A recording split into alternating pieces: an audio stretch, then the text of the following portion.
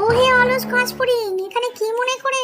মৌমাছি দিদি, সারা শীতকাল আমি কিছু খাইনি, খুব দুর্বল লাগছে, একটু খেতে দাও না। না না, আমাদের কাছে খাবার নেই, যাও যাও। সবাই আমাকে অপমান করছে, আমি যে কি করি?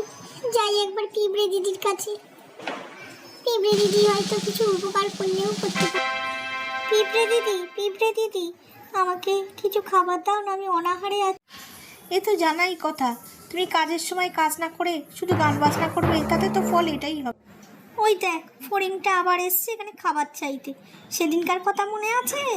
তখন তো খুব দেমাক দেখাতিস, মনে পড়ছে?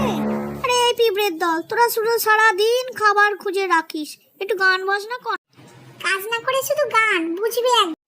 দেখো, পরের শীতকালের জন্য নিজেকে গরমকাল থেকেই প্রস্তুত রাখবে, কাজ করবে, বুঝলে? না না, আর আমি কুড়েমি করব না, আমি খুব কাজ করব আর খাবার সংগ্রহ করে রাখবো।